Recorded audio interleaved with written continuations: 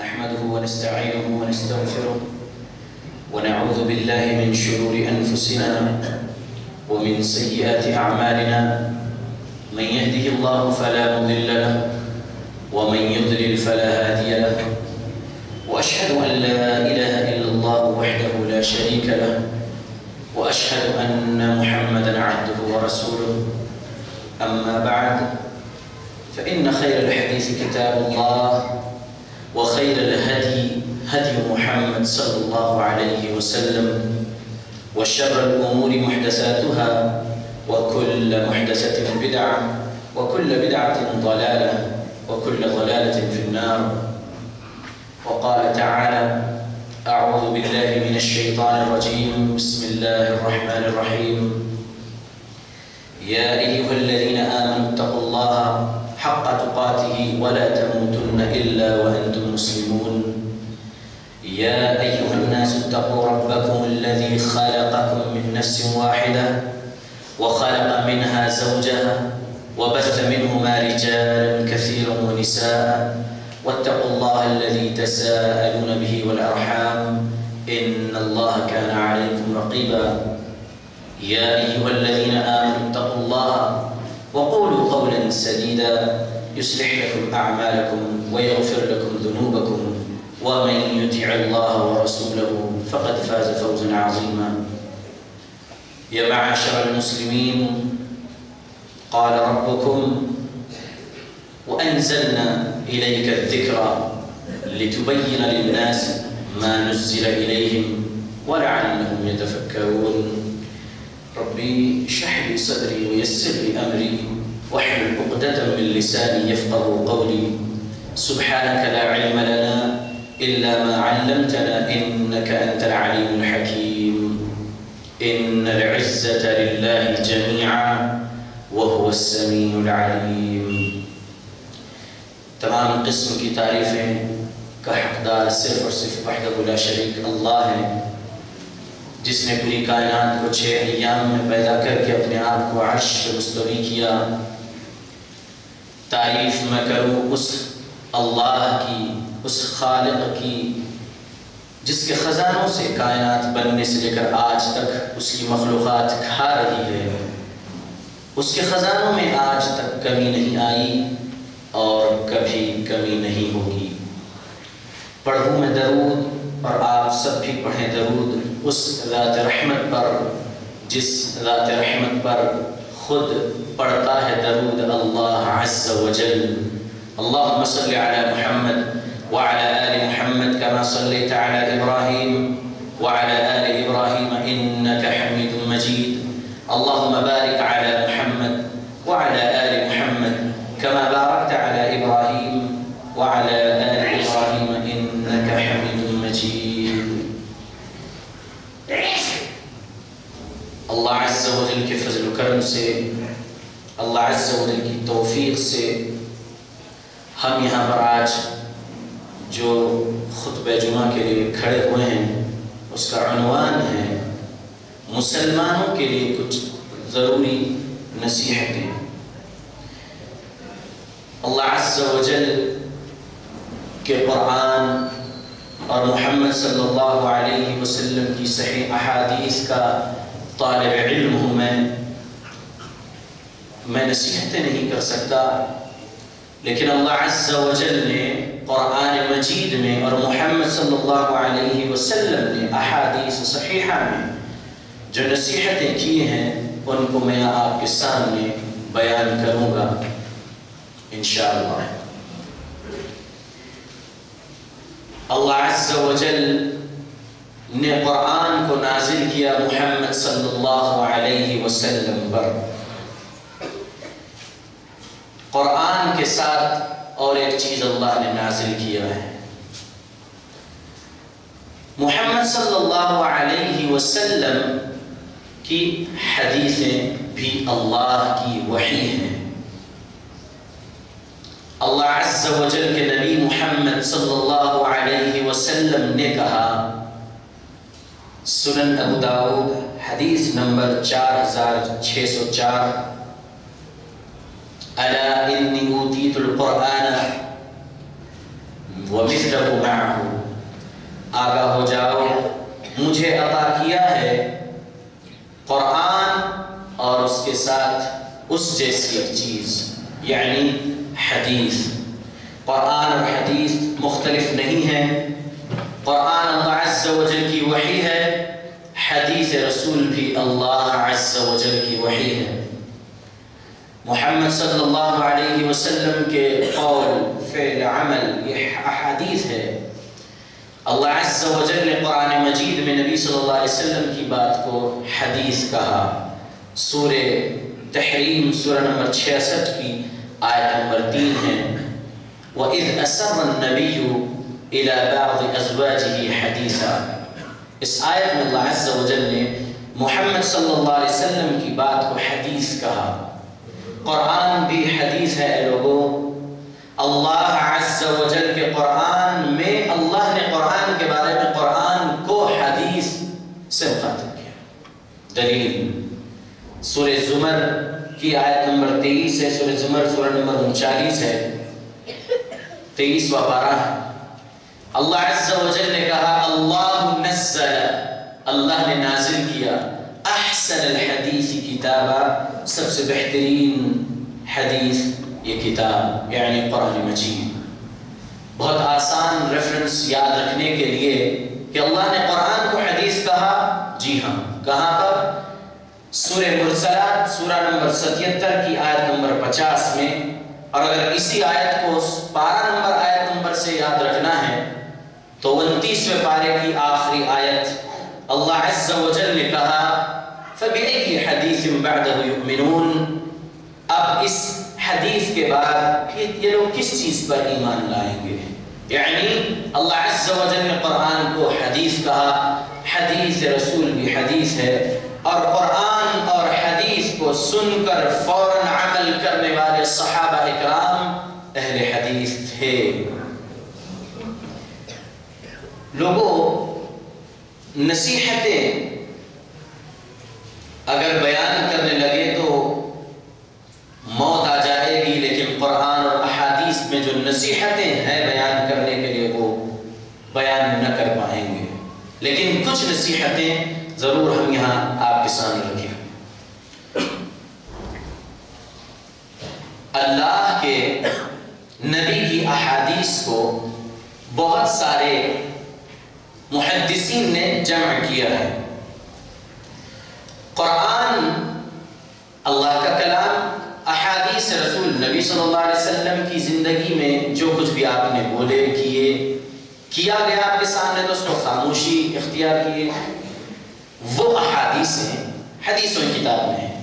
جیسے کہ ہم اہل حدیثوں کے مدارس میں پڑھائی جانے والی کتابیں صحیح البخاری، صحیح مسلم، سنن ابو داؤد، ترمذی، سنن ابن ماجہ، نسائی، یہ 6 کتابوں کے علاوہ بھی بہت ساری کتابیں ہیں پڑھی جاتی ہیں، لیکن یہ 6 کتب ستہ ہے۔ اس کو لوگ صحاح ستہ کہتے ہیں، یعنی صحاح یعنی صحیح، ستہ یعنی 6۔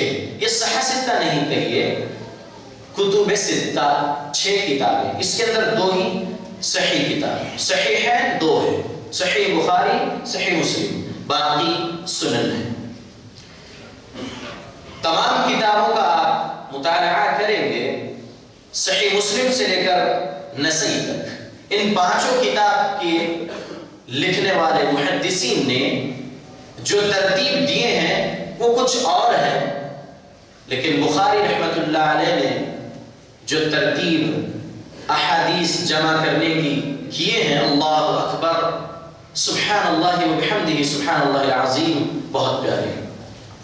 سب سے پہلے کتاب الوحی، دوسرے نمبر پہ کتاب الایمان، تیسرے نمبر پہ کتاب العلم، چوتھے نمبر پہ کتاب الطہارہ، 5ویں نمبر پہ کتاب الصلاۃ، اور پھر دیگر بہت ساری کتب۔ صحیح بخاری میں اس طریقے سے کتابوں کو لائے ہیں احادیث۔ سب سے پہلے دین کہاں سے لیں گے؟ دین وہاں سے لیں گے جہاں سے سبحان اللہ یہ محدثین نے دین لیا ہے۔ محدثین نے دین کہاں سے لیا؟ صحابہ نے جہاں سے دین لیا۔ صحابہ کہاں سے دین لیے؟ محمد صلی اللہ علیہ وسلم سے۔ محمد صلی اللہ علیہ وسلم کو دین کہاں سے ملا؟ وحدہ لا شریک سے. کیسے؟ وحی. اللہ عز و جل نے نازل کیا وحی. رب کا قرآن بھی وحی اور حدیث بھی وحی. محمد صلی اللہ علیہ وسلم نے جو کچھ کہا وہ احادیثوں میں ہے، لیکن ترتیب اس طریقے سے بخاری رحمۃ اللہ علیہ دیے ہیں. وہ کیوں سمجھانا چاہتا ہوں، غور کریں انشاءاللہ میری بات پر. وحی کی طرف غور کریں کہ رب نے نازل کیا، اور ایمان کا حصہ ہے کہ حدیث اللہ کے نبی نے اپنی مرضی سے نہیں بولے ہیں. جو کچھ رب کریم نے کہا وحی، کچھ محمد صلی اللہ علیہ وسلم نے وحی کہا. ایمان ہے. وحی تو نازل ہوئی، نازل کرنے والے جبرائیل علیہ السلام اللہ کے حکم سے جو اللہ نے دیا محمد صلی اللہ علیہ وسلم. ایمان رکھنا ہے ان باتوں پر کہ قرآن اور حدیث دوبارہ دوہرا رہا ہوں اس لیے کیونکہ سمجھ میں آ جائے انشاءاللہ. دوسری جو کتاب لکھے ہیں وہ ہے کتاب الایمان. ایمان لاؤ اس بات پر کہ اللہ عز و جل آپ کا معبود ہے. ایمان لاؤ اس بات پر کہ اللہ عز و جل نے فرشتے پیدا کیا ہے نور سے، اور ان سے دیگر کام لیتا ہے اللہ عز و جل. تیسرا ایمان کا رکن ہے اللہ کے نبیوں پر ایمان لانا. چوتھا ان نبیوں پر نازل کردہ کتابوں پر ایمان لانا. پانچواں اچھی اور بری تقدیر پر ایمان لانا کہ اللہ عز و جل کی جانب سے ہوتی ہے. چھٹواں قیامت کے دن پر ایمان لانا. یہ ایمان کے رکن ہے جو بیان کیا ہے امام بخاری رحمہ اللہ نے. یہ اللہ کے نبی صلی اللہ علیہ وسلم کی حدیث. ایمان جب آپ لا رہے ہیں تو ایمان لانے کے بعد فوراً عمل نہیں ہے. پہلے سمجھیں کہ کیا کرنا ہے. کیا کرنا ہے وہ سمجھنے کے لیے آپ کو علم حاصل کرنے کی ضرورت ہے. اللہ عز و جل نے کہا فَعْلَمْ أَنَّهُ لَا إِلَهَ إِلَّا اللَّهُ. جان لو اچھے طریقے سے کہ تمہارا معبود سوائے اللہ کے کوئی اور نہیں. فَعْلَمْ أَنَّهُ لَا إِلَهَ إِلَّا اللَّهُ. سورہ محمد سورہ نمبر 47 کی آیت نمبر 19 سے اللہ نے لفظ شروع کیا فَعْلَمْ. علم حاصل کرو، جان لو اچھے طریقے سے انہو لا الہ الا اللہ کہ اللہ کے علاوہ کوئی اور معبود نہیں ہے، عبادت کے لائق کوئی اور نہیں ہے. اب جاننا ہے تو علم حاصل کرنا ہے. علم حاصل کرنے کی جب بات رب کریم نے کہا ہے تو امام بخاری رحمۃ اللہ علیہ نے تیسری کتاب ایمان لانے کے بعد ایک کافر کو کلمہ پڑھائیں گے، وہ اسلام میں داخل ہوگا، مسلمان ہوگا تو اس کے اوپر نماز فوراً فرض ہے. لیکن کتاب الصلاۃ پہلے نہیں لائے ہیں بلکہ کتاب العلم، اس کے بعد کتاب الطہارہ، بعد میں 5ویں نمبر پہ کتاب الصلاۃ لائے ہیں. وجہ کیا ہے؟ وجہ یہ ہے کہ کیا عبادت کرنا ہے اور کس ڈھنگ سے کس طریقے سے کرنا ہے وہ پہلے جان لیجئے. اس لیے علم کا حاصل کرنا ضروری ہے. حدیث ہے طلب العلم فریضۃ علی کل مسلم، سنن ابن ماجہ حدیث نمبر 224. راوی حدیث ہے انس بن مالک رضی اللہ عنہ، حسن درجے کی یہ حدیث ہے. طلب العلم فریضۃ علی کل مسلم، علم کا حاصل کرنا ہر مسلمان پر فرض ہے.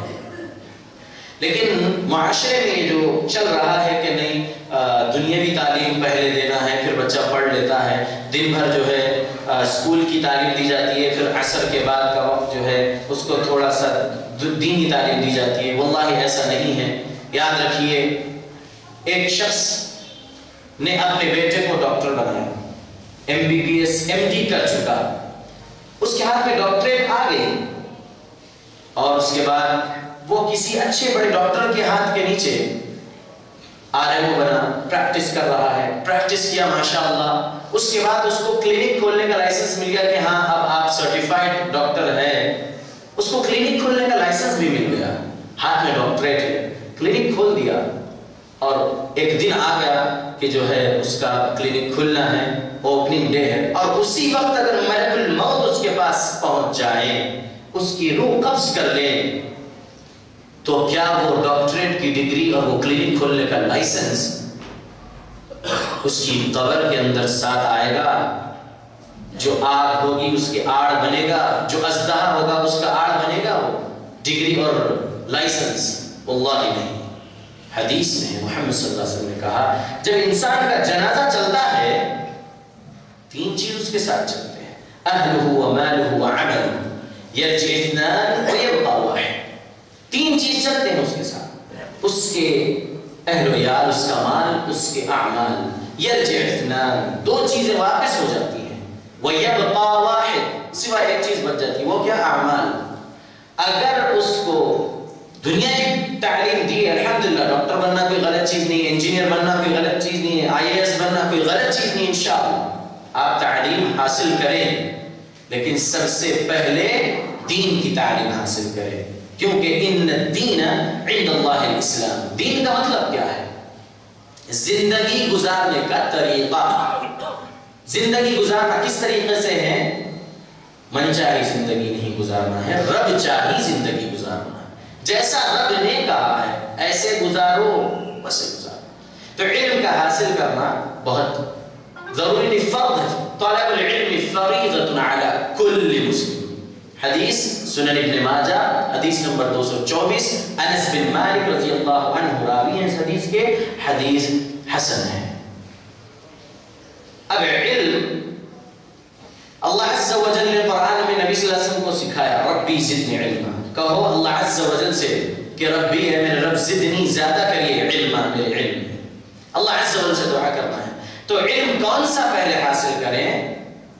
دین اسلام کا۔ علم کے تعلق سے کچھ کہنا ہے، لیکن اس سے پہلے یہ باتیں کہہ دوں کہ علم حاصل کریے اور اپنی ذہنیت سے نہ سمجھیے، سمجھیے ویسا جیسا سمجھایا ہے رب نے محمد صلی اللہ علیہ وسلم کو، محمد صلی اللہ علیہ وسلم نے صحابہ اکرام کو، صحابہ نے اسلاف کو۔ اللہ عز و جل نے قرآن مجید میں کہا کہ قرآن کا جمع کرنے کا ذمہ بھی ہمارے پاس ہے۔ لا تحرک به لسان، اللہ عز و جل نے قرآن میں کہا کہ آپ اپنی زبان کو زیادہ حرکت نہ دو۔ اللہ عز و جل نے کہا نبی سے، کیوں؟ اللہ کے نبی جلد سے جلد جیسا فرشتہ پڑھ رہا ہوتا ہے قرآن، آپ بھی اسی کے ساتھ دہراتے تھے۔ اللہ کے نبی صلی اللہ علیہ وسلم سے اللہ نے کہا اپنے زبان کو حرکت زیادہ نہ دو، پہلے اس کو کہہ لینے دو، وہ ہم آپ کے قلب میں حفظ کرا دیں گے اور پھر آپ کی زبان سے ہو بہو نکلوائیں گے۔ اللہ عز و جل نے قرآن کا جمع کرنے کا بھی ذمہ اپنے پاس رکھا ہے۔ اور پھر اللہ عز و جل نے آگے کیا کہا؟ 19ویں آیت سورہ قیامہ کی، ثم ان علینا بیان، اور اس کی تفسیر بھی کون کریں گے؟ ہمارے ذمہ ہے۔ کس نے کیا تفسیر؟ محمد صلی اللہ علیہ وسلم اپنی مرضی سے تفسیر نہیں کی، اللہ عز و جل نے کیا۔ اللہ اکبر۔ کچھ مسائل چل رہے ہیں، جیسا کہ آج ٹیکنالوجی کا دور ہے، واٹس ایپ وغیرہ وغیرہ استعمال کر رہے ہیں۔ نوجوانوں کو خصوصی طور پر کہنا چاہوں گا کہ علم حاصل کر رہے ہیں اور اپنی ذہنیت سے سمجھ رہے ہیں، اپنی ذہنیت سے نہ سمجھیے، جیسے سمجھایا گیا ہے ویسا سمجھیے۔ اپنی ذہنیت سے سمجھ کر بڑے بڑے سلفی علماء کو کفر کے فتوے دے رہے ہیں۔ قرآن کو اپنی ذہنیت سے نہیں سمجھنا ہے۔ نیشے اللہ نے کہا، کہاں پر؟ سورہ قمر، سورہ نمبر 54 آیت نمبر 17، 22، 32 اور 40، 4 مقامات پر ایک ہی آیت کو اللہ نے دہرایا ہے۔ کیا دہرایا ہے؟ وَلَقَدْ يَسَّرْنَا الْقُرْآنَ لِلذِّكْرِ فَهَلْ مِن مُدَّكِرٍ، اور یقیناً ہم نے اس قرآن کو آسان کر دیا ہے اس کے ذکر کو ہر ایک کی سمجھنے کے لیے۔ اب ہے کوئی نصیحت حاصل کرنے والا؟ اللہ عز و جل کہہ رہے ہیں قرآن میں کہ ہم نے آسان کر دیا ہر ایک کے لیے قرآن کا سمجھنا، اب ہے کوئی نصیحت حاصل کرنے والے؟ اور ہم تو سمجھ رہے ہیں قرآن کو، تو ترجمہ پڑھ رہے ہیں، سمجھ رہے ہیں۔ واللہ سبحان اللہ، قربان جائیے وہ صحابہ پر۔ صحیح بخاری حدیث نمبر 338، عبد الرحمن بن ابزہ رضی اللہ عنہ کے والد سے روایت کرتے ہیں، عمر فاروق رضی اللہ عنہ کے پاس ایک شخص آیا اور آگے سوال کیا، اے امیر المؤمنین، میں جنبی ہوں، غسل کی ضرورت ہے، پانی نہیں ہے، نماز کا مسئلہ ہے، کیا کروں؟ تو عنہ وہاں پر ساتھ میں تھے. انہوں نے یاد دلایا عمر فاروق رضی اللہ عنہ کو کہ اے عمر فاروق رضی اللہ عنہ، کیا آپ کو یاد نہیں کہ میں اور آپ ایک بار سفر میں ساتھ میں تھے، دونوں جنبی ہو گئے، ضرورت تھی غسل کی اور وہاں پر نماز کا بھی وقت تھا، آپ نے نماز نہیں پڑھا، لیکن میں قرآن کی اس آیت پر استدلال کرتے ہوئے سورہ مائدہ سورہ نمبر 5 کی آیت نمبر 6 فَتَيَمَّمُوا صَعِيدًا طَيِّبًا، اللہ عز و جل نے تیمم کا حکم جو دیا تھا مٹی پاکی سے تیمم کرو، تو یاسر رضی اللہ عنہ کے بیٹے عمار بن یاسر رضی اللہ عنہ وہاں پر مٹی پر زمین پر اس میں لوٹ پوٹ کرے اور اس کے بعد نماز پڑھ لیے. پھر اے عمر فاروق، جب میں نبی صلی اللہ علیہ وسلم کے پاس پہنچا تو نبی صلی اللہ علیہ وسلم کو واقعہ بیان کیا. آپ صلی اللہ علیہ وسلم نے کہا اگر تم اتنا کر لیتے تو کافی تھا. پھر اس کے بعد آپ صلی اللہ علیہ وسلم نے اپنے دونوں ہاتھ مٹی پر مارے، اس میں پھونک مار کر چہرے پر پھیرے اور ہاتھ کو مسح کیا. بس یہ تیمم ہے. اگرچہ کہ جنبی ہو لیکن پانی میسر نہیں ہے تو تیمم بس اتنا ہی کرنا ہے. صحابی رسول ہے، اللہ اکبر، جس نے وہ چہرے کو دیکھا، اللہ اکبر، جس نے وہ صحبت کو پایا جو سید الانبیاء ہے، وہ چہرہ جس کو کسی ماں نے ان سے قبل نہیں جنا اور قیامت تک ان جیسا چہرہ کوئی ماں جننے والی نہیں ہے، وہ شخصیت، وہ محمد صلی اللہ علیہ وسلم کے ساتھی اور شاگرد عمار بن یاسر اس آیت پر استدلال کرتے ہوئے لوٹ پوٹ کرے اور کر لیے تیمم، نماز بھی پڑھ لی. نماز تو ہو گئی، اللہ کے نبی نے ان کو دوبارہ دہرانے کا حکم نہیں دیا. سبحان اللہ، وہاں پر صحابی کا استدلال غلط تھا. بڑے سے بڑے فقیہ غلط ہو سکتے ہیں لیکن محمد صلی اللہ علیہ وسلم غلط نہیں ہو سکتے، کیونکہ آپ کی زبان حرکت ہی اس وقت کرتی ہے جب وحدہ لا شریک وحی کرتے ہیں. سورہ نجم سورہ نمبر 53 آیت نمبر 3 اور 4 وَمَا يَنْطِقُ عَنِ الْهَوَىٰ إِنْ هُوَ إِلَّا وَحْيٌ يُوحَىٰ، نہیں کہتے کہ نبی اپنی زبان سے کچھ بھی، اپنی خواہش سے کچھ بھی، جب تک کہ ہم وحی نہ کرتے. یہ رب نے کہا. تو اب وہاں پر صحابی نے اس آیت سے استدلال کیا، غلط ہوئے. اور آج کل کے نوجوان ماشاءاللہ تبارک اللہ بہت بڑے فقیہ بن گئے ہیں اور کہتے ہیں کہ جو ہے اللہ نے کہا قرآن آسان ہے، آپ بول رہے مشکل ہے. ہم نہیں کہہ رہے، ہماری زبان سے مشکل لفظ نہیں، ہم یہ کہہ رہے ہیں کہ ہم طالب علم ہیں، ہم علماءوں کے پاس رجوع کریں ہر مسئلے میں. علماء کون ہیں؟ صحیح بخاری اور کتاب العلم 10واں باب کیا ہے؟ اللہ کے نبی صلی اللہ علیہ وسلم کے الفاظ کو بخاری رحمۃ اللہ علیہ لکھتے ہیں. الفاظ یہ ہیں العلماء ورثۃ الانبیاء. علماء انبیاءوں کے کون ہیں؟ وارث ہے. انبیاء کیا چھوڑ کے جاتے ورثے میں؟ صرف علم، اس کے علاوہ کچھ اور نہیں. تو علماء انبیاءوں کے وارث ہیں، لیکن کیے جا رہے ہیں اپنی مرضی. نہیں سمجھ رہے ہیں یہ بات یہ میرے بھائی لوگ جو اپنے ذہن سے قرآن سمجھنے کی کوشش کر رہے ہیں. واللہ ایسا نہیں ہے. بڑے سے بڑے فقیہ غلط ہو سکتے ہیں. آپ میرے بھائیوں کفر کے فتوے نہ دو، علم حاصل کرو. یہ غلط ہے آپ لوگوں کا عمل جو کر رہے ہیں. شیخ آپ تو اوورج کر دے رہے ہیں، آپ جو ہے دوسرے لوگوں کی طرح جو ہے ان کو کہہ رہے ہیں. سورہ توبہ سورہ نمبر 9 آیت نمبر 31 اللہ عز و جل نے کہا ایمان والوں سے، وہ لوگ یعنی یہودی اور نصارہ اپنے راہبوں کو، اپنے علماءوں کو، درویشوں کو کیا بنا لیے تھے؟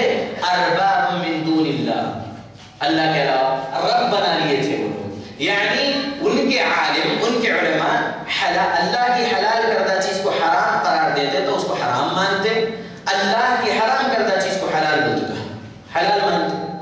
تو آپ تو انہیں علماء کے پاس جاؤ اور رہو.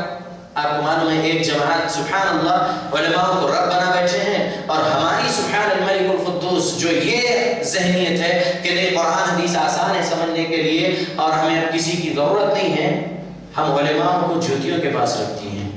واللہ یہ بات پوری ذمہ داری سے کہہ رہا ہوں سبحان اللہ کہ میں قریب سے جانتا ہوں ہندوستان میں اللہ عز و جل کے فضل اور کرم سے اللہم انی اعوذ بک من عمل الریا، جنوب سے شمال تک، مشرق سے مغرب تک میرے اللہ نے مجھے پہنچایا. ہندوستان میں گیا ہوں، دیکھا ہوں کلکتے کے کچھ ایسے بھائی لوگ ہیں اور حیدرآباد کے بھی انہی کی ذہنیت کے مطابق بڑے بڑے سلفی علماء کو کفر کے فتوے دے رہے ہیں، بڑے بڑے سلفی علماء کو کافر کہہ رہے ہیں. کیوں؟ کیونکہ ان کا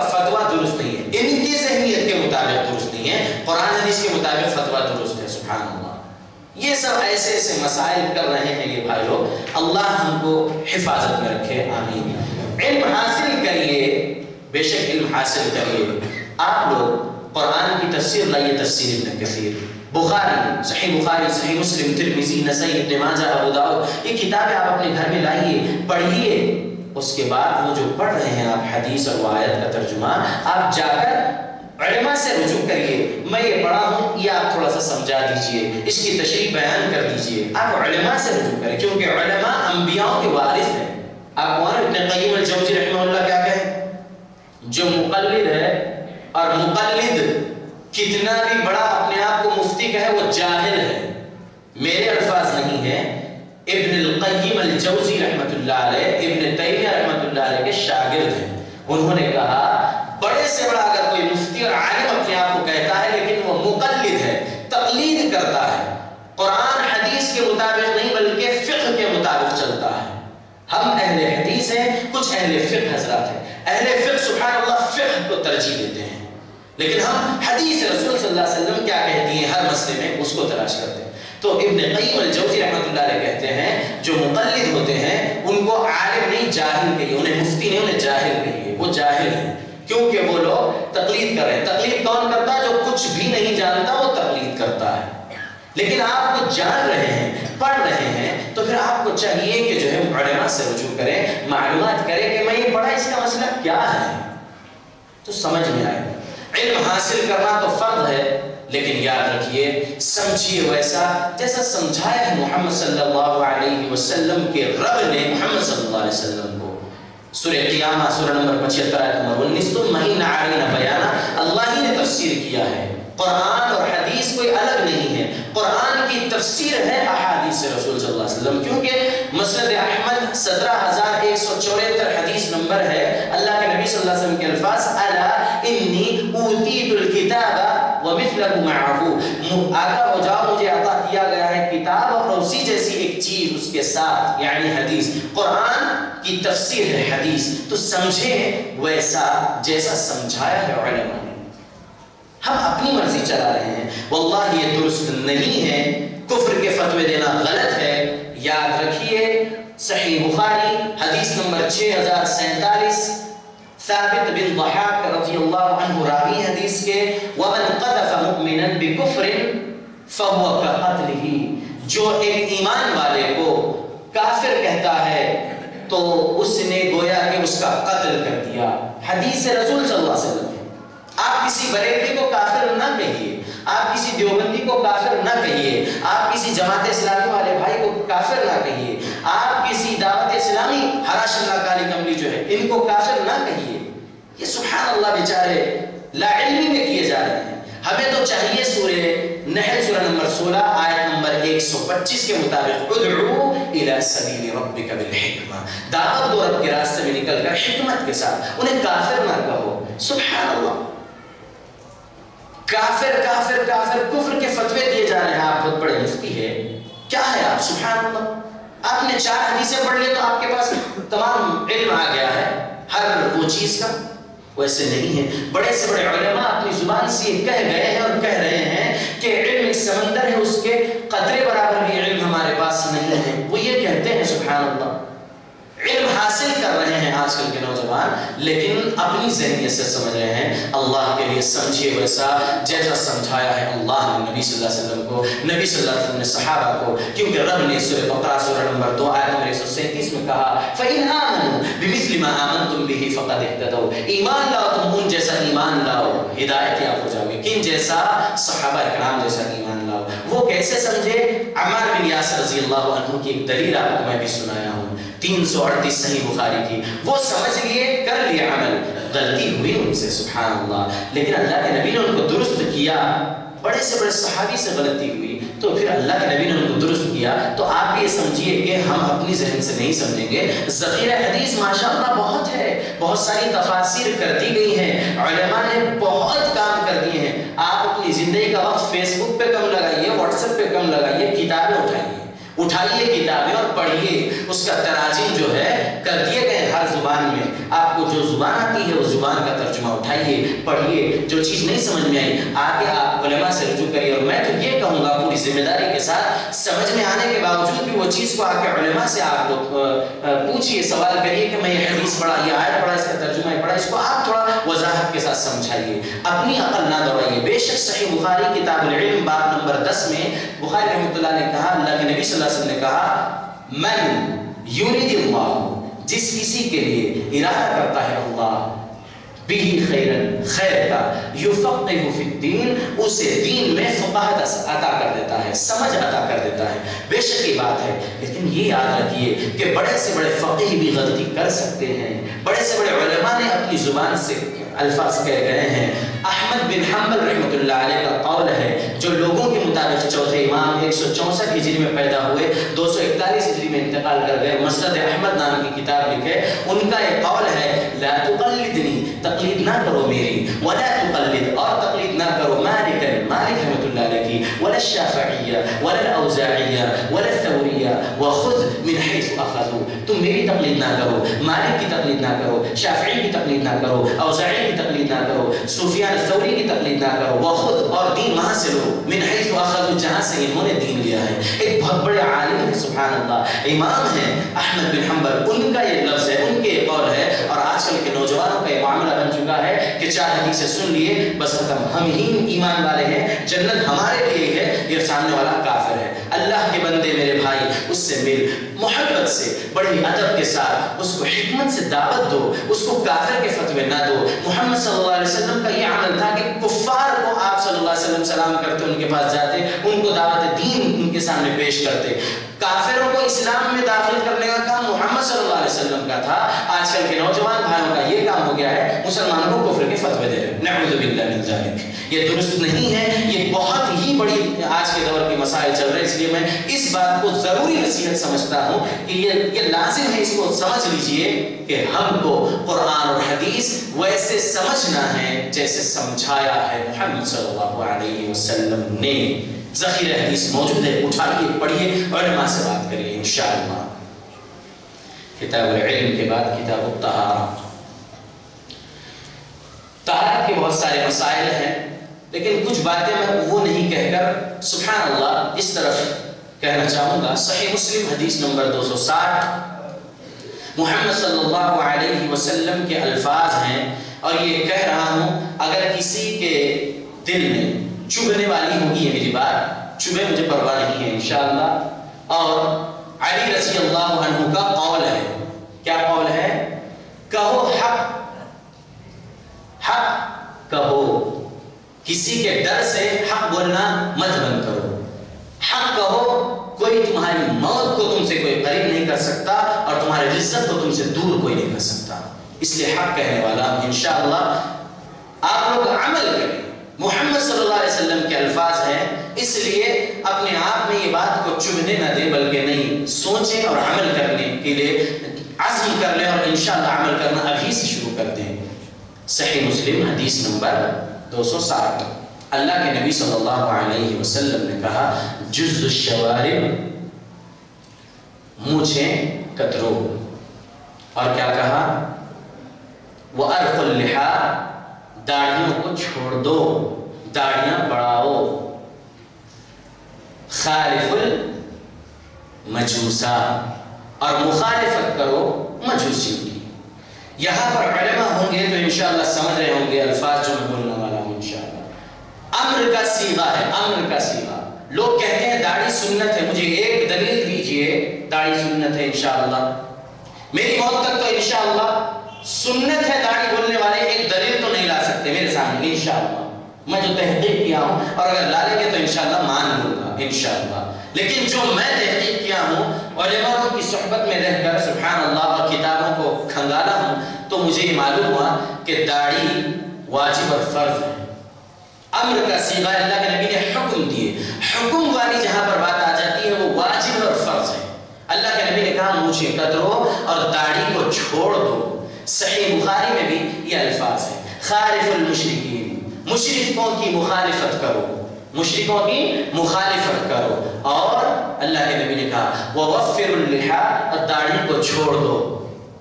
اور وَأَحْفُ الشَّوَارِبَ, اور اپنی مونچھوں کو تراشو کترو. یہ اللہ کے نبی کے الفاظ ہیں. صحیح بخاری حدیث نمبر 5892. صحیح بخاری 5892. حکم ہے اللہ کے نبی صلی اللہ علیہ وسلم کا مونچھیں کترو، داڑھی کو چھوڑ دو، مشرکوں کی مخالفت کرو. حکم میں رسول صلی اللہ علیہ وسلم ہے اور یہ رب کے جانب سے ہے. قرآن کی بات سے بتا رہا ہوں. قرآن سورہ نساء سورہ نمبر 4 آیت نمبر 119. وَلَآمُرَنَّهُمْ فَلَيُغَيِّرُنَّ خَلْقَ اللَّهِ. اور میں انہیں کہتا رہوں گا کہ اللہ کی بنائی ہوئی صورتوں کو بدلتے رہو. ترجمہ ہے اس آیت کا. اٹھائیے جا کے یہ آیت سورہ نساء سورہ نمبر 4 آیت نمبر 119 اور اس کا ترجمہ پڑھیے، تفسیر پڑھیے، علماء سے رجوع کریے. غلط کہہ رہا ہوں تو انشاءاللہ میری اصلاح کریے. میں اصلاح کے لیے تیار ہوں. میں ایک طالب علم ہوں، میں فتویٰ نہیں دے رہا ہوں. جو علماء نے کہا ہے، جو نبی صلی اللہ علیہ وسلم کی بات ہے، میں وہ آپ لوگوں کے سامنے رکھ رہا ہوں. یہ سورہ نساء کی آیت نمبر 119 اور یہ صحیح بخاری حدیث نمبر 5892، صحیح مسلم حدیث نمبر 260. حکم ہے رکھنا داڑھی. فرض میں آ جاتا ہے، واجبات میں سے آ جاتا ہے، سنت نہیں، واجب ہے. اور امر کا صیغہ واجب اور فرض کے لیے ہوتا ہے. آگے سنیے بہنوں کے لیے. صحیح بخاری حدیث نمبر 3886. میری بہنوں، اللہ عز و جل آپ لوگوں کو ہدایت دے اور اس بات کی توفیق دے کہ آج ہی سے آپ لوگ اس بات سے توبہ کر لیں گے، اگر کرتی تھی ہوگی، اور انشاءاللہ عمل کریں گے اس حدیث کے مطابق. اور تمام مرد حضرات سے یہ بات کہوں گا، اللہ عز و جل نے قرآن میں کہا الرجال قوامون علی النساء. الرجال مرد حضرات حاکم ہوتے ہیں عورتوں پر. شریعت نافذ کریے. سنیے، اللہ کے نبی صلی اللہ علیہ وسلم کے ایک صحابی عبداللہ بن مسعود رضی اللہ عنہ کے بارے میں ایک عورت نے سنا. عورت کا نام ام یعقوب صحابی، بنو اسد کی یہ عورت.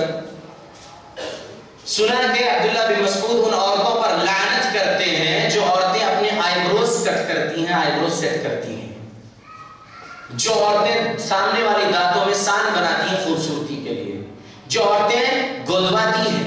گودنا یعنی وہ جو بلو انک سے جو گودتے ہیں، یہ کرنا. ان پر اللہ کے نبی صلی اللہ علیہ وسلم نے لعنت کیا ہے. عبداللہ بن مسعود رضی اللہ عنہ لعنت کرتے تھے. وہ ام یعقوب آئی عبداللہ بن مسعود رضی اللہ عنہ کے پاس اور بولی کہ میں نے ایسا سنا، کیا آپ کہتے ہیں؟ جی ہاں کہتا ہوں. کیا تو قرآن نہیں پڑھی؟ قرآن میں یہ مسئلہ تجھے نہیں ملا؟ میں تو پورا قرآن شروع سے لے کر آخر تک پڑھ چکی ہوں، مجھے یہ مسئلہ نہیں ملا. تو پھر آپ نے یہ آیت پڑھی. کون سی آیت؟ ما آتاکم الرسول فخذوه وما نهاکم عنه فانتهوا. سورہ حشر سورہ نمبر 59 آیت نمبر 7. جو کچھ رسول تمہیں دے دو، جس سے روک دے رک جاؤ. اللہ کے نبی صلی اللہ علیہ وسلم نے کہا، اور میں اللہ کے نبی کو لعنت کرتے ہوئے دیکھا ہوں ایسی عورتوں پر جو آئی بروز کٹ کرتی ہیں، جو دانت میں سان بناتی ہیں اور جو گودواتی ہیں یا گودتی ہیں. تو میں لعنت کر رہا ہوں. انہوں نے کہا اب جس عورت پر لعنت برس رہی ہو اس بستر پر وہ شوہر سبحان اللہ کس طریقے سے، اس لیے دیوس نہیں بننا ہے، ہم کو اپنے اوپر شریعت اسلام کو نافذ کرنا ہے. یہ ہندوستان میں جو کانسٹیٹیوشن چل رہا ہے بی آر امبیڈکر کا لکھا ہوا، ٹھیک ہے، لیکن یہ جو کانسٹیٹیوشن ہے کیا ہمیں دعوت و تبلیغ کے کام سے روک رہی ہے یہ حکومت؟ واللہ نہیں روکتی ہے. سبحان اللہ. ہم گئے ہیں الحمدللہ، ربنا تقبل اللہم انی اعوذ بک من عمل الریا. حیدرآباد کے جو پارکس ہے اس میں اتوار کے دن جا رہے ہیں اور جاتے ہیں سبحان اللہ، دعوت و تبلیغ کا کام نان مسلم سے کر رہے ہیں. سبحان اللہ، کوئی روک نہیں ہے الحمدللہ. چوراہوں پر کھڑ کے مالک کا سندیش بول کے ناگپور میں کام کیا جا رہا ہے ماشاءاللہ. بڑے سے بڑے ہندو بی جے پی کے لوگ کیوں نہ ہو، ان کو بھی جو ہے دعوت دینا ہے، کیونکہ وہ اللہ کے غلام ہیں. ان تک بات نہیں پہنچی اس لیے مسلمانوں سے دشمنی کر رہے ہیں، مسلمانوں پر ظلم ہو رہا ہے. آپ ان تک بات پہنچائیے کہ اے اللہ کے بندے، تو بھی اس کا پیدا کیا ہوا ہے جو پوری کائنات کو پیدا کیا ہے، اللہ. اس کو بتانا ہے. سبحان اللہ. اور یہاں پر کام دے رہے ہیں، ہم کو کام کرنے دے رہے ہیں. کام سے تو نہیں روکا گیا ہے، حکومت ہند نے ہمیں کام سے نہیں روکا الحمدللہ، لیکن یہاں پر شریعت اسلام نافذ کرنا ہے. وہ رب کریم کریں گے انشاءاللہ. اللہ عز و جل ہمارے لیے راستے بنائے. آمین. کہ ہم لوگ انشاءاللہ اس زمین پر تلوار کی زور پہ نہیں پھیلا اسلام، دعوت و تبلیغ سے پھیلا اسلام. یہ گواہی ہے 80% آج ہندوستان میں ہندوز ہے، یہ گواہی ہے کہ ہندوستان میں بھی تلوار کے زور پر اسلام نہیں پھیلا۔ اسلام محبت والا دین ہے، ہمیں ان کو پیش کرنا ہے، قرآن حدیث بتانا ہے تاکہ یہ اسلام میں داخل ہو جائے، اور اللہ عز و جل پھر انشاءاللہ ایک دن آئے گا کہ اس زمین پر بھی شریعت ربانی نافذ ہوگا۔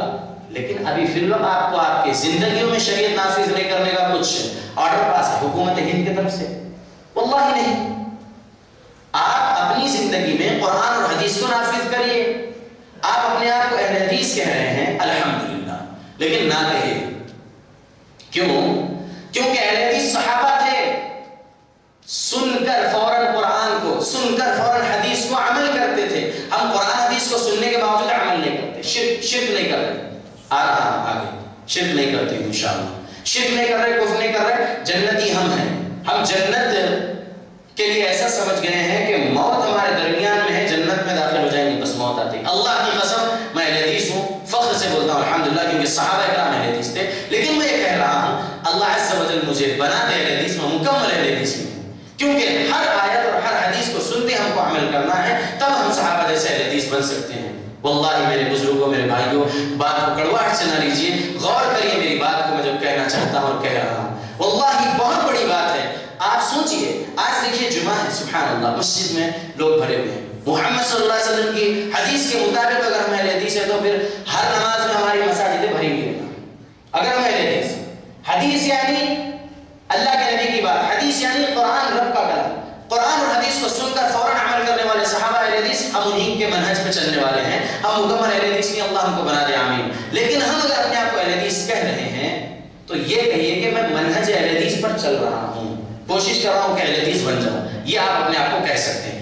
منہج اہل حدیث یعنی رسول اللہ صلی اللہ علیہ وسلم اور صحابہ کا منہج جو ہے وہ اہل حدیث منہج ہے، ان کے منہج پہ میں چل رہا ہوں، کیونکہ اللہ کے نبی صلی اللہ علیہ وسلم کی حدیث ہے، شمائل ترمذی حدیث نمبر 171، ستفترق امتی علی 73 فرقۃ، ان قریب میری امت 73 فرقوں میں بڑھ جائے گی، کلہم فی النار، تمام کی تمام جہنم کی آگ میں جائیں گی، الا واحدہ، سوائے ایک کے، قالوا من هم یا رسول اللہ، اللہ کے نبی کے صحابہ نے پوچھا وہ کون ہے یا رسول اللہ، اللہ کے نبی نے کہا ما انا علیہ واصحابی، اللہ کے نبی خود اہل حدیث تھے، صحابہ خود اہل حدیث تھے۔ پرسوں خطبہ پچھلے جمعے کیے، وہاں پر کچھ ایسا سوال آیا کہ اللہ کے نبی اہل حدیث تھے، آئیے انشاءاللہ انگلی پھیروا دیتا ہوں، اللہ کے نبی خود اہل حدیث تھے۔ اللہ کے قرآن کو رب نے حدیث کہا، نبی کی بات کو اللہ نے سورہ تحریم سورہ نمبر 66 آیت نمبر 3 میں حدیث کہا، قرآن اور حدیث کو سن کر فوراً عمل کرنے والے نبی صلی اللہ علیہ وسلم بھی اور صحابہ بھی، لہذا نبی صلی اللہ علیہ وسلم اور صحابہ کرام اہل حدیث تھے، ان کے منہج پر چلنے والے ہم اہل الحدیث ہیں۔ انشاءاللہ پوری کوشش کر رہے ہیں کہ اہل حدیث اللہ کو مکمل بنا دے، آمین یا رب۔ تو سبحان اللہ، ہم کیا کرنا ہے؟ حدیثوں پر عمل کرنا ہے۔ محمد صلی اللہ علیہ وسلم نے کہا بین الرجل والشرک والکفر ترک الصلاۃ، بین الرجل والشرک والکفر ترک الصلاۃ، ایک انسان کے اور شرک اور کفر کے درمیان میں نماز کا ترک کرنا ہے۔ اگر وہ شخص نماز ترک کر رہا ہے تو کیا کر رہا ہے؟ وہ شرک اور کفر۔ دوسری حدیث سنیے، اللہ کے نبی صلی اللہ علیہ وسلم نے کہا فرق الصلاۃ بین العبد و بین الکفر، فرق کرنے والی ہے صلاۃ، فرق کرنے والی ہے نماز، بین العبد و بین الکفر، ایک عابد میں اور ایک کافر میں، سبحان اللہ۔ ہم عمل کر رہے ہیں حدیثوں پر، اللہ ہم کو اہل حدیث بنائے، صحابہ جیسا، آمین۔ ہم کو عمل کرنا ہے، ہماری مساجد ہے، سبحان اللہ، پانچوں نماز میں انشاءاللہ ہماری مسجدیں بھری ہوئی رہنا، ہم اللہ عز و جل کی بارگاہ میں ہر نماز میں آنا ہے، رب کریم کی بارگاہ میں خشوع و خضوع کے ساتھ کرنا ہے، دعائیں کرنا ہے، رب کریم سے مانگنا ہے امن یہاں پر اس ہندوستان میں بھی، کیونکہ دوسرے ممالک لہو لہان ہے، ہندوستان پر ہو سکتا ہے، ہم کو تلوار بھی نہیں، سبحان اللہ، پہلے اللہ کے نبی کی سنت پر عمل کرنا ہے۔ اللہ کے نبی کا عمل کیا تھا؟ پہلے تلوار نکالتے تھے، واللہ جب ظلم بڑا ہے تبھی میرے نبی نے تلوار اٹھایا ہے، اس سے پہلے میرے نبی صلی اللہ علیہ وسلم کبھی تلوار نہیں اٹھائے۔ اللہ کے نبی صلی اللہ علیہ وسلم کا سب سے پہلا کام تھا کہ دعوت و تبلیغ، مار کھائے دعوت و تبلیغ نہیں چھوڑے، گالیاں سنے دعوت و تبلیغ نہیں چھوڑے، اور آج ہم کیا کر رہے ہیں؟ سبحان اللہ، مسلمانوں کو کفر کے فتوے دینے کا کام کر رہے ہیں۔ یہ سب چیزیں چھوڑ دیجئے۔ میں سب سے پہلے نصیحت جو بولنے والا تھا وہ یہی ہے کہ علم حاصل کریے اور کفر کے فتوے نہ دیجئے۔ دوسری نصیحت، سبحان اللہ، داڑھی کے تعلق سے، داڑھی فرض ہے، داڑھی واجب ہے، امر کا صیغہ ہے، حکم ہے اللہ کے نبی کا، اللہ کے قرآن سورہ نساء آیت نمبر 119 ہے، لہذا یاد رکھیے داڑھی چھوڑ دیجئے، مونچھوں کو تراشیے، سبحان اللہ۔ اس کے بعد تیسری چیز میری بہنوں، آئیبروز نہ کٹ کریے، لعنت ہے۔ اللہ کے نبی صلی اللہ علیہ وسلم کی حدیث، اللہ کے نبی صلی اللہ علیہ وسلم کی حدیث عبداللہ بن عباس رضی اللہ عنہ بیان کرتے ہیں، حدیث نمبر 5885 صحیح بخاری، لعن رسول اللہ صلی اللہ علیہ وسلم، لعنت کیا ہے رسول صلی اللہ علیہ وسلم نے، المتشبہین، جو مشابہت اختیار کرتے، کس سے؟ مردوں سے، ان عورتوں پر اللہ کے نبی نے لعنت کیا ہے، اور پھر ان مردوں پر اللہ کے نبی نے لعنت کیا ہے جو عورتوں کی مشابہت کرتے۔ یاد رکھیے ہم عورتوں کی مشابہت نہیں کرنا ہے، ہم کو مجوسیوں کی مخالفت کرنا ہے، ہم کو مشرکین کی مخالفت کرنا ہے، داڑھی رکھنا ہے، مونچھیں تراشنا ہے، بہنوں کو چاہیے کہ آئی بروز نہیں کٹ کرانا، اور اگر بیوٹی پارلر جا بھی رہے ہیں، اگر نہیں جاؤ سبحان اللہ، فیشیل کرا سکتی ہے عورت، غیر فطری بال اگر مونچھ اور داڑھی کی جگہ عورت کو اگ جائے تو عورت فیشیل کر سکتی ہے، لیکن اس جگہ کے بال نہیں نکال سکتی جہاں کے بال نکالنے کا حکم نہیں دیا گیا ہے۔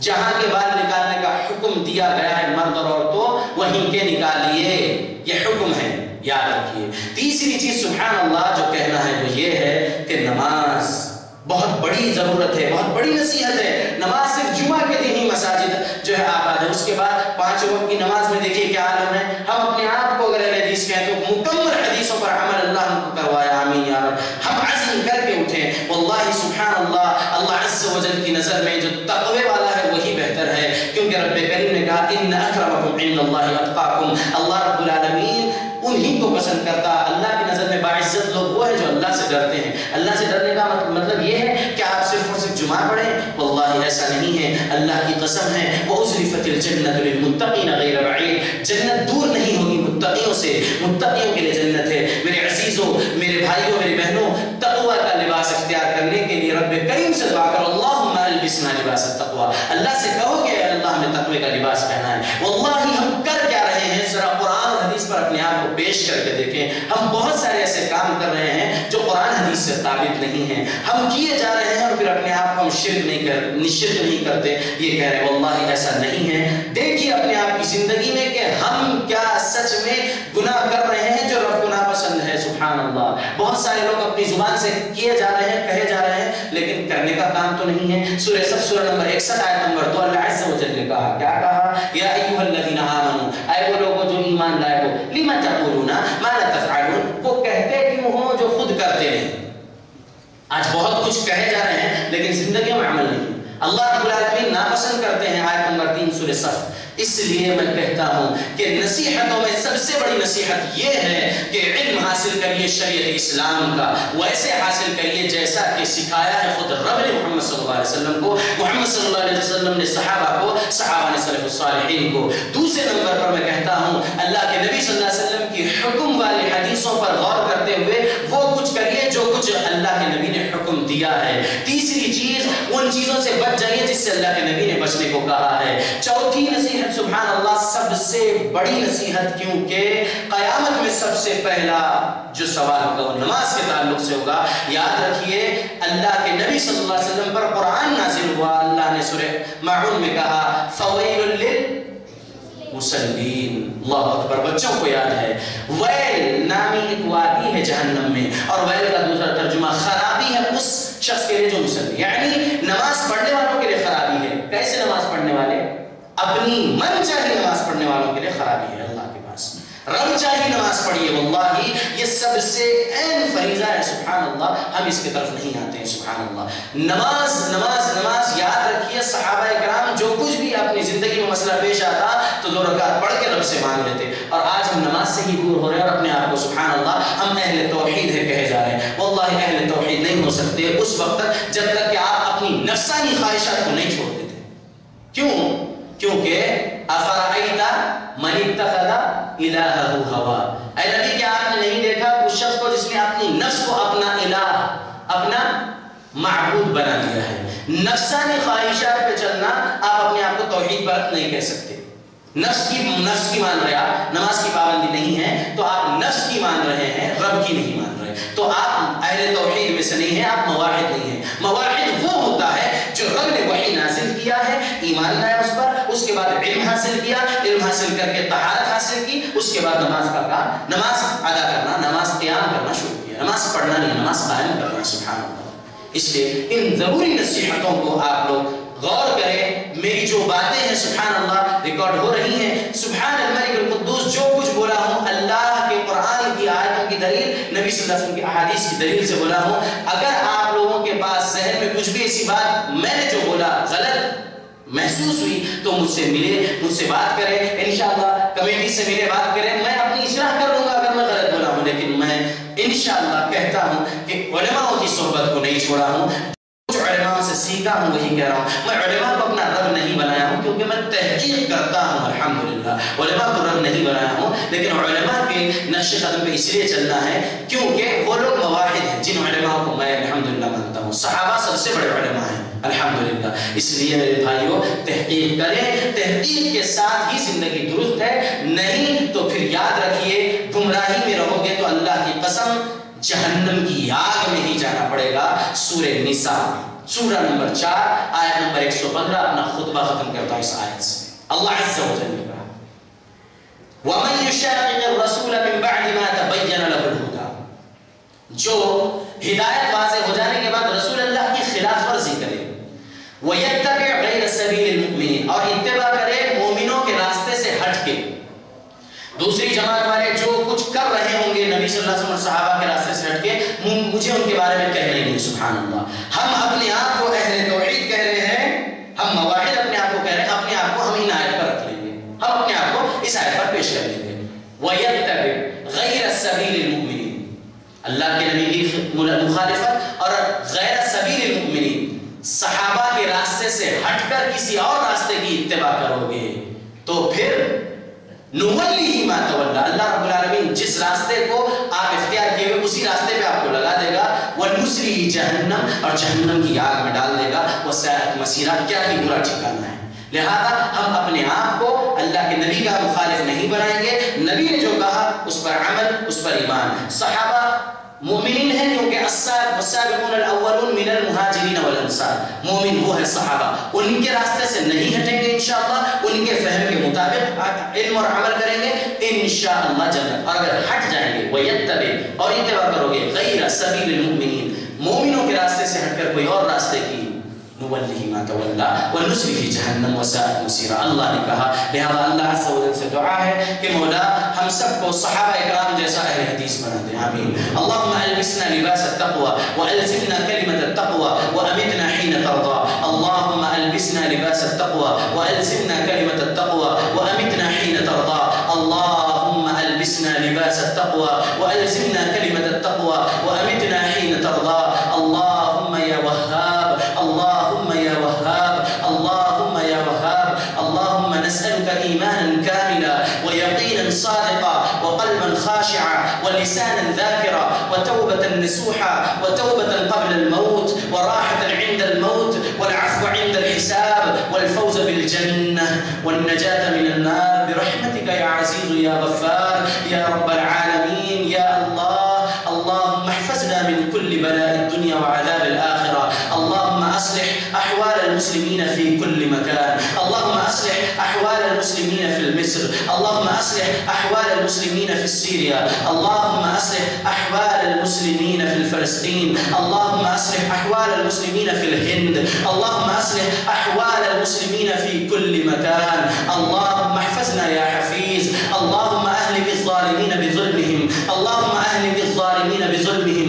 اللهم أهلك الظالمين بظلمهم. ربنا يا وهاب, ربنا يا وهاب, ربنا تقبل دعاء. ربي زدني علما, ربي زدني علما, ربي زدني علما.